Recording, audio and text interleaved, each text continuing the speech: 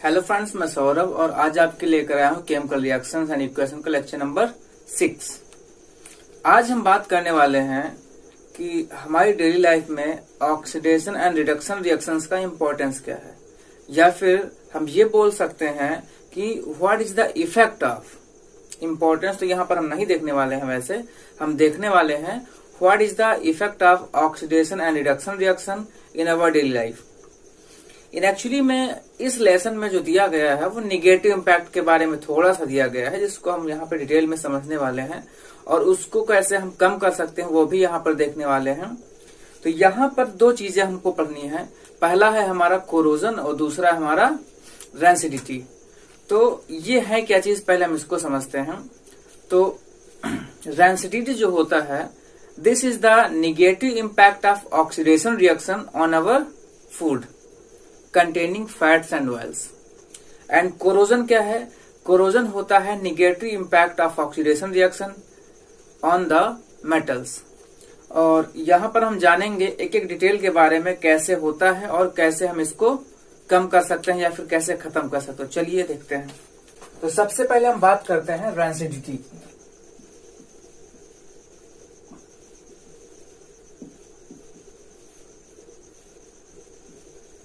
Rancidity में सबसे पहले हम समझेंगे कि रेंसिडिटी का डेफिनेशन क्या होता है।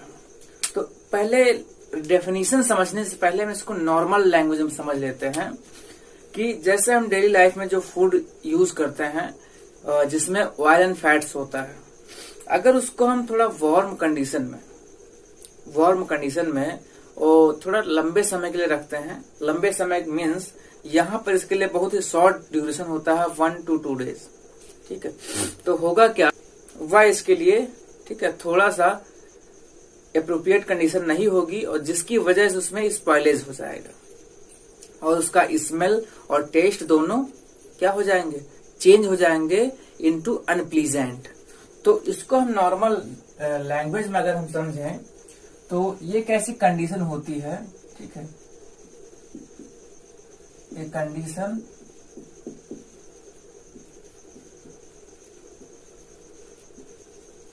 produced by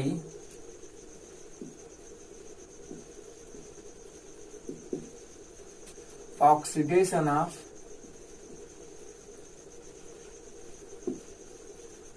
fat and oils present in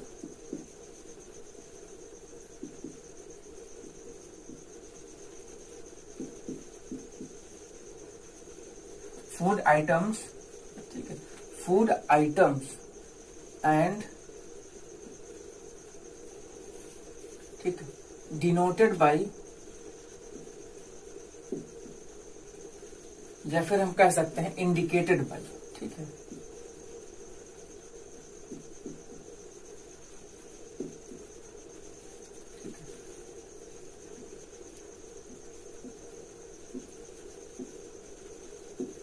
unpleasant smell and test.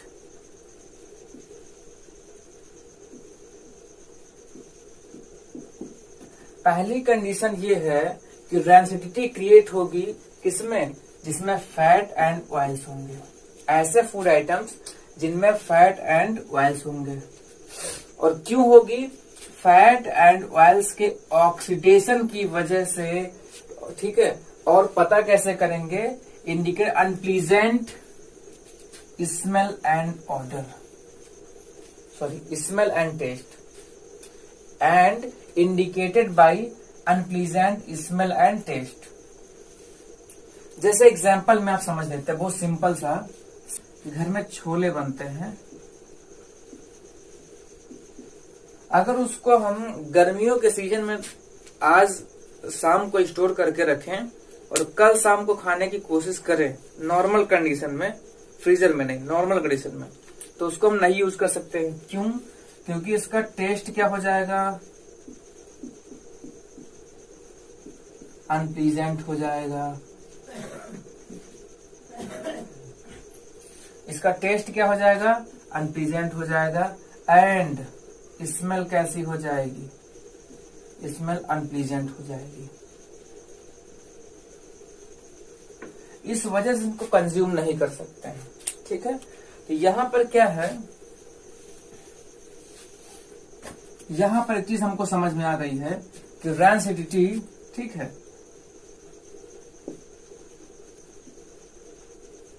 Makes foods, ठीक है, मेक फूड्स, ठीक है, containing fat and oils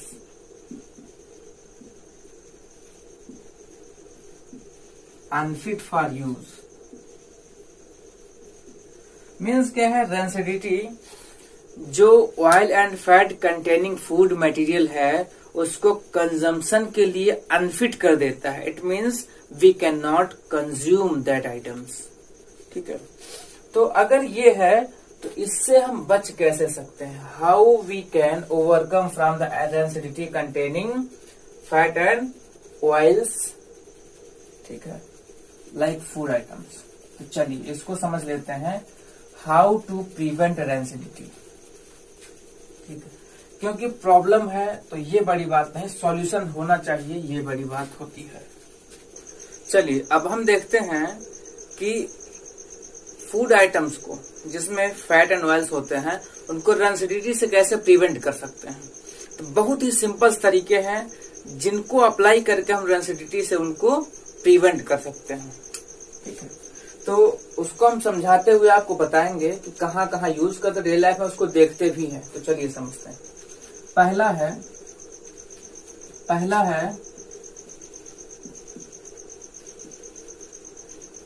by keeping items in refrigerator.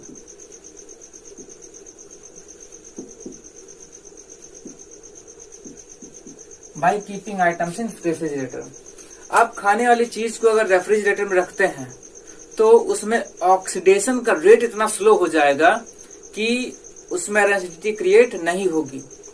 क्योंकि रेंसिडिटी क्या होती है, ऑक्सीडेशन प्रोसेस होता है फैट्स एंड ऑयल्स का। जब वहां पर ऑक्सीडेशन ही नहीं होगा तो रेंसिडिटी क्रिएट नहीं होगी। सेकंड देखते हैं by keeping items in air tight container. Air tight, चलिए यहां पर समझते हैं, जब हम किसी फूड आइटम्स को एयर टाइट कंटेनर में रखेंगे तो वहां पर उस कंटेनर में जो भी ऑक्सीजन होगी वह उस फूड आइटम्स को, ठीक है, ऑक्सीडेशन के लिए इतनी मिनिमम होगी कि वहां पर उसका ऑक्सीडेशन रेंसिडिटी क्रिएट करने के लिए नहीं हो पाएगा। ओके, और जब वह ऑक्सीजन कंज्यूम हो जाएगी तो उसके बाद उसको बाहर से ऑक्सीजन नहीं मिलेगी, जिसकी वजह से उसका ऑक्सीडेशन नहीं हो पाएगा। अगला देखते हैं, अगला है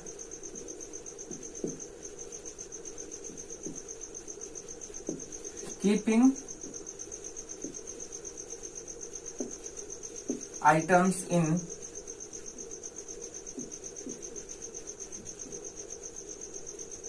environment of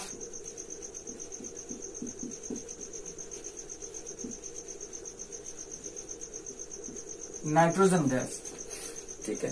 क्या करते हैं कि हम फूड आइटम्स को नाइट्रोजन गैस के साथ पैक करते हैं और उससे पहले वहां की सारी ऑक्सीजन को हम रिमूव कर देते हैं।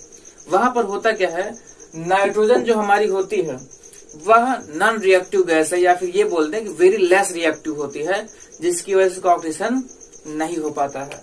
तो यहाँ पर हम देखते हैं अंकल चिप्स लोग जो होता है, ठीक है, टकाटक वगैरह होता है, उसमें जो आपका पाउच फूला हुआ होता है तो उसमें क्या होती है, नाइट्रोजन गैस फिल्ड होती है। आपके जो टिन के कंटेनर आते हैं उसमें भी नाइट्रोजन गैस भरी होती है, जिसकी वजह से उनका ऑक्सीडेशन नहीं होता है और वहां पर रेंसिडिटी क्रिएट नहीं होती है। चलिए अगला है हमारा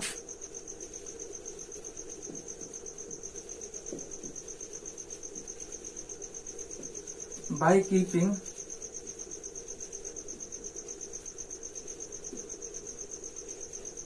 items away from light.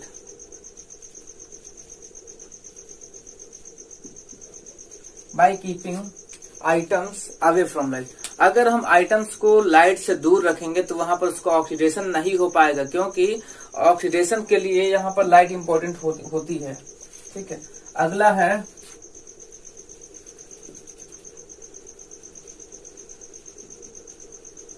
By using antioxidant.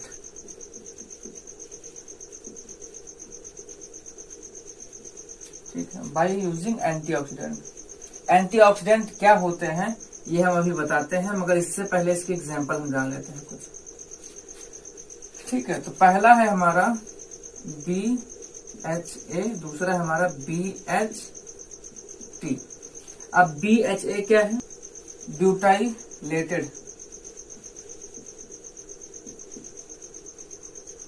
Butylated hydroxy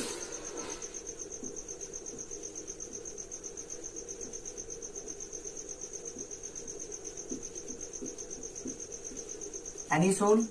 और ये क्या होता है? दूसरा हमारा BTH, ब्यूटाइलेटेड हाइड्रोक्सी टोल्वीन। ठीक है, अभी समझते हैं कि एंटीऑक्सीडेंट क्या होते हैं। ठीक है, दीज आर सब्सटेंस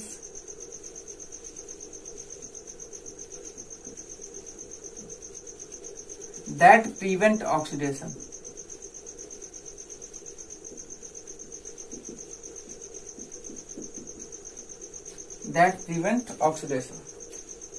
चलिए, ये हैं सारे मेथड्स जिनसे हम रेसिडिटी को रोक सकते हैं, खत्म कर सकते हैं, कम कर सकते हैं, जिसकी वजह से हमारा फूड आइटम्स एक थोड़ा लंबे समय तक चल सकता है।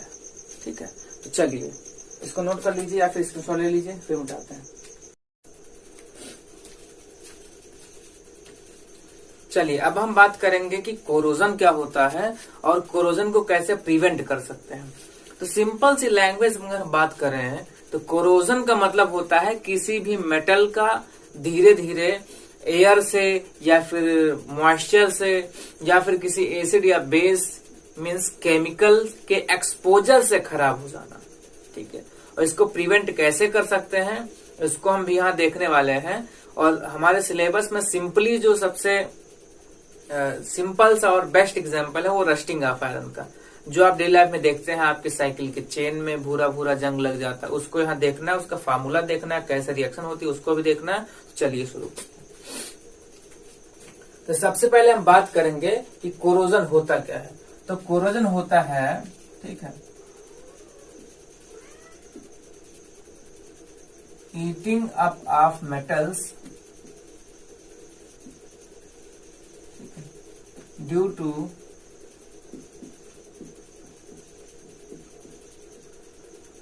exposure with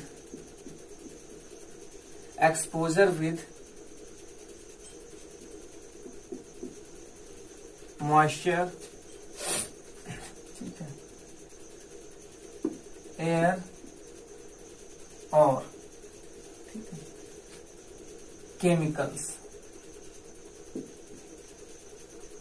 केमिकल्स में एसिड बेस कुछ भी हो सकता है।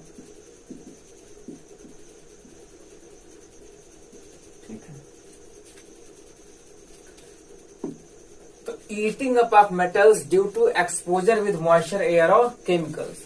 यहाँ पर सिंपल सी डेफिनेशन है ये, किसी भी मेटल का धीरे धीरे खराब हो जाना।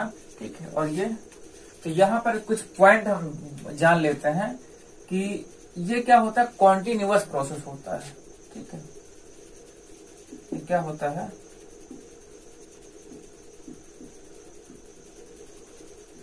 कॉन्टिन्यूअस प्रोसेस होता है। इट मीन्स अगर हमने इसको रोका नहीं तो धीरे धीरे सारा का सारा मेटल ये खराब कर देगा।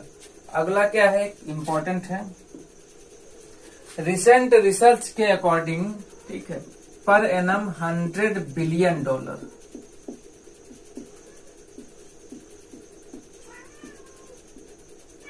$100 बिलियन का लॉस होता है ड्यू टू कोरोजन। और ये इंडिया का डाटा है। ठीक है, ये इंडिया का डाटा है। ठीक है, एग्जाम्पल क्या है जो हमको पढ़ना है, वो है आपका rusting of iron. Rusting of iron, rusting of iron को डिफाइन कैसे करेंगे? ठीक है, तो रस्टिंग ऑफ आयरन सबसे सिंपल से डेफिनेशन है, ठीक है, कि formation of brown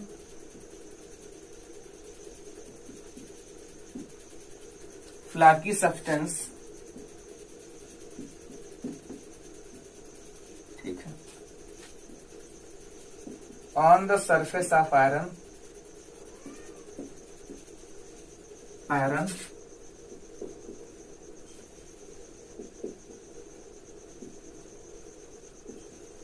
due to, ठीक है,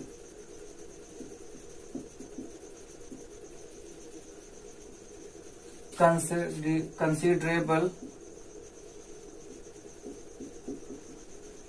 duration exposure, हाँ, ड्यूरेशन एक्सपोजर,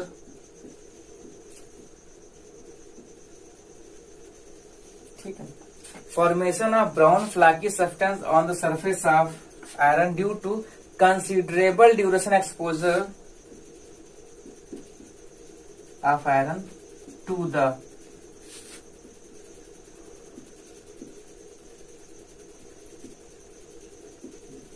डैम्प एयर। डैम्प एयर का मीन्स होता है मॉइस्ट एयर, जहां पर मॉइस्चर हो और एयर हो, ठीक है, तो उसको हम बोलते हैं डैम्प एयर। ये देखिए ध्यान से, ब्राउन फ्लाकी सब्सटेंस मीन्स क्या होता है?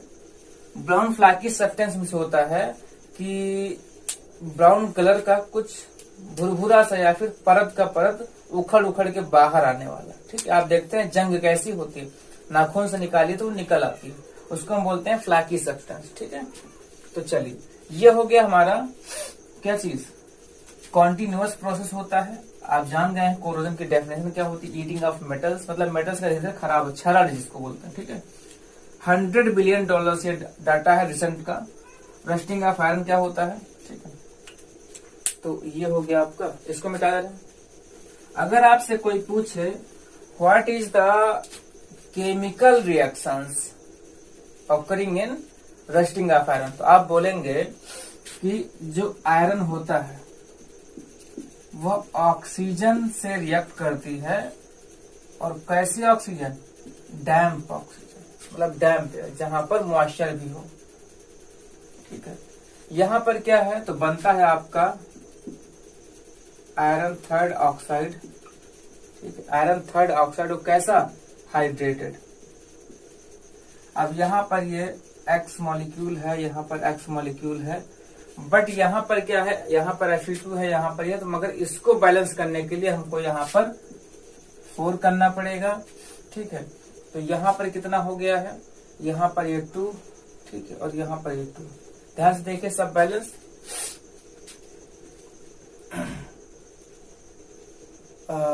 यहाँ पर ये 2, यहाँ पे 3, ठीक है, और यहाँ पर क्या हो जाएगा 2, ठीक है। चलिए 2xH2O, 2xH2O, 3 2 जा 6, 3 2 जा 6 और 4, हाँ हो गया। चलिए अब हम देखते हैं प्रिवेंशन, ठीक है।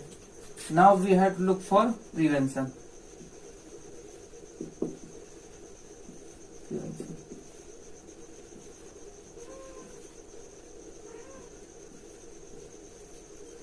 ठीक है, तो प्रिवेंशन बहुत सिंपल से है, जो आप जानते हैं शायद। पहला प्रिवेंशन है बाय ऑयलिंग और greasing metals.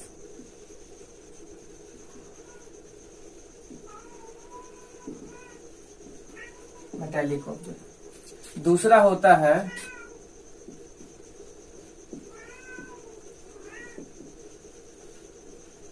by coating of rubber, by coating of on metal surface। आप इस चीज को बहुत अच्छे से जानते हैं कि हम साइकिल्स के पार्ट या फिर मशीनरी जितना भी पार्ट होता है उनको क्या करते हैं, ऑयलिंग करते हैं या फिर ग्रीसिंग करते हैं। दूसरा आपके जितने भी चीजें होती हैं, ठीक है, जैसे आपका प्लास हो गया, वाल्व्स हो गए, उन पे रबर की कोटिंग करते हैं, ठीक है। अगला है एलॉय फॉर्मेशन।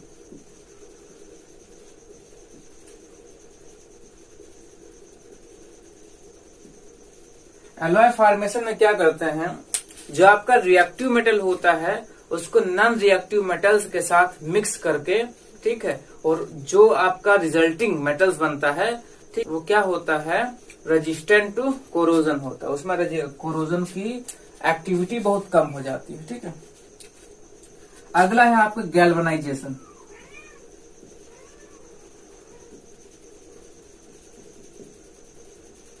अब गैल्वेनाइजेशन को समझिएगा थोड़ा। गैल्वेनाइजेशन का मतलब होता है, ठीक है,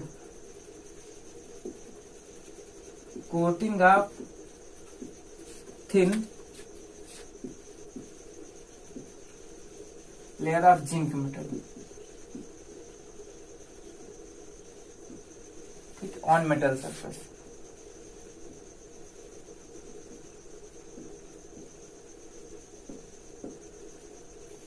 इसको समझिए। अब एक क्वेश्चन यहां पर आता है, ठीक है, जैसे मान लीजिए हम आयरन की बात कर रहे हैं यहां पे, कि आयरन है और ये जिंक है, तो जिंक आयरन से ज्यादा रिएक्टिव है। अगर रिएक्टिविटी की बात देखें तो जिंक की जो रिएक्टिविटी है ये ऊपर होता है आयरन से, ठीक है। जब ये ज्यादा रिएक्टिव है तो कैसे प्रिवेंट करेगा आयरन के कोरोजन को, क्योंकि ये तो ज्यादा रिएक्टिव है ना, तो ये आयरन से जल्दी रिएक्ट कर जाएगा ऑक्सीजन के साथ, ठीक है।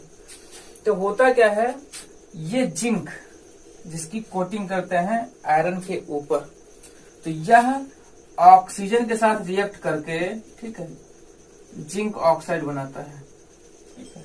क्या बनाता है, जिंक ऑक्साइड बनाता है, और ये होता है रेजिस्टेंट टू कोरोजन। मतलब ये आपका आयरन ब्लॉक हो गया है, इसके ऊपर जो जिंक है वह जिंक ऑक्साइड की लेयर बनाएगा जो होता है रेजिस्टेंट, बल्कि जिंक रेजिस्टेंट नहीं होता, वो तो बहुत ज्यादा रिएक्टिव होता है, बट जो जिंक ऑक्सीजन से रिएक्ट करके जिंक ऑक्साइड की लेयर बनाता है वो होता है रेजिस्टेंट टू कोरोजन, वह कोरोजन को रोकता है, ठीक है। अगला है टिन और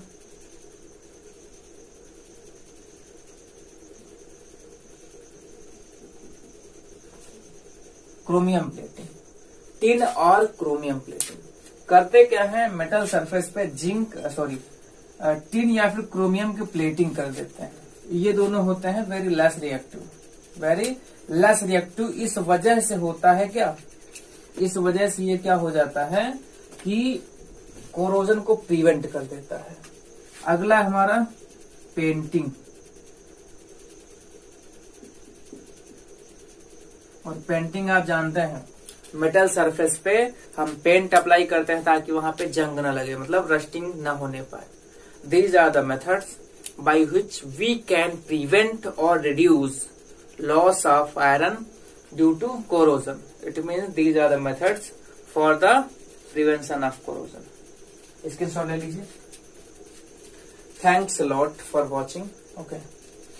और इसके बाद हम एक और लेक्चर करने वाले हैं जिसमें हम इम्पोर्टेंट टर्म्स और डेफिनेशंस को फिर से रिवाइज करेंगे, और साथ में सारे जितने क्वेश्चन दिए गए इसमें इम्पोर्टेंट जो नहीं पढ़ाया है, जो पढ़ाया है, ठीक है, वो भी उसमें हम क्या करेंगे, कवर करेंगे, और उसके बाद फिर नेक्स्ट चैप्टर की तरफ देखेंगे।